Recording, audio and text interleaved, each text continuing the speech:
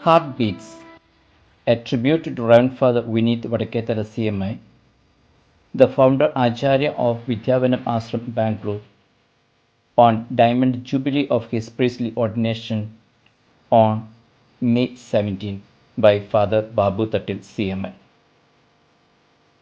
ഇത് വിദ്യാവനം.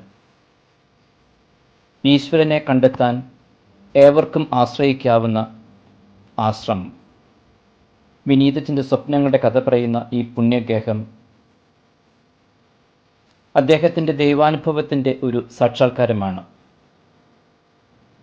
പൗരസ്ത്യ പാശ്ചാത്യ അറിവുകളുടെ സങ്കലനമാണ്.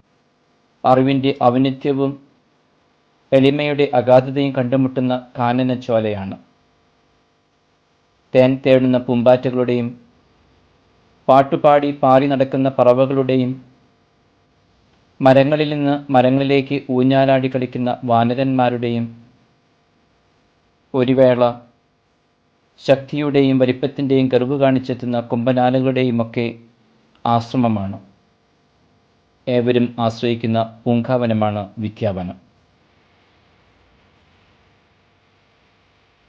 ഓരോരുത്തരുടെയും ഉള്ളിൽ വസിക്കുന്ന ദൈവചൈതന്യത്തെയും കണ്ടെത്തി അനുഭവിക്കാൻ, സനാതന സത്യത്തിൽ വിലയം പ്രാപിക്കാൻ, ഈശ്വരനെ അനുഭവിച്ചറിയാൻ അന്വേഷികളായവർ വന്നെത്തുന്ന ആശ്രമം.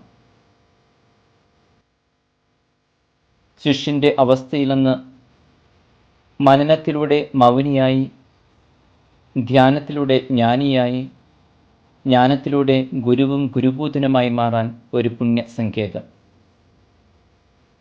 സ്വയം ചെറുതാകുകയും മറ്റുള്ളവർക്കായി തന്നെ സ്വയം വ്യയം ചെയ്യുകയും ചെയ്യുന്നതുവഴി ജന്മാന്തരങ്ങൾ നീളുന്ന ഗുരുശിഷ്യ ബന്ധം ആശ്രമത്തിൻ്റെ ചൈതന്യവും സംസ്കാരവും ആയിത്തീരുകയാണ്. ആരും അറിയാതെ പൊട്ടിമുളച്ചു വളരുന്ന വിത്തിനെപ്പോലെ ഇവിടെ വിദ്യ തൻ കേദാരമായ ഈ ആരണ്യത്തിൽ, ഗുരുകുലത്തിൽ, അറിവിൻ്റെ ആരാമത്തിൽ, ഈ വിദ്യാവനത്തിൽ.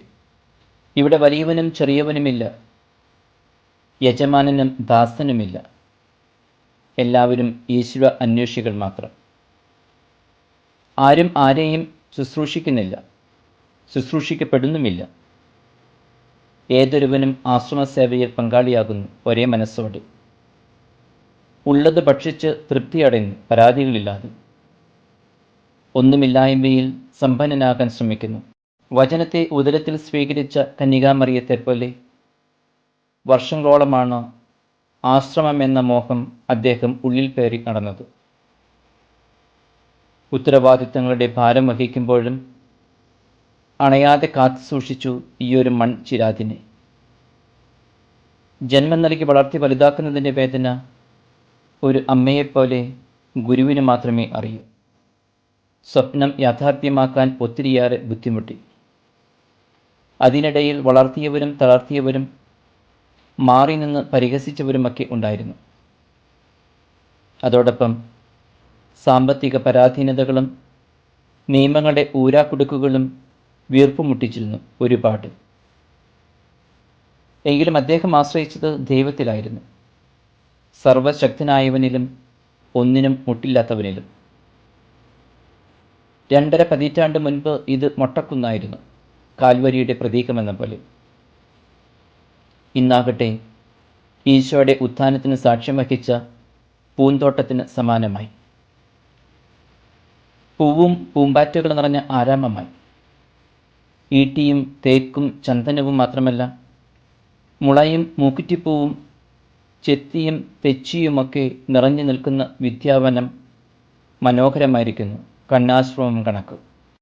സൂര്യാസ്തമയങ്ങളും ഇരുൾ നിറഞ്ഞ യാമങ്ങളിലെ നക്ഷത്രശോഭയും ചക്രവാളങ്ങളുടെ സംഗമവും അനന്തമായി നീണ്ടുകിടക്കുന്ന മലനിരകളും നാഗരികതയുടെ പ്രൗഢിയുമൊക്കെ ഇവിടെ ഇരുന്ന് കാണാം കൺകുളിർക്കെ.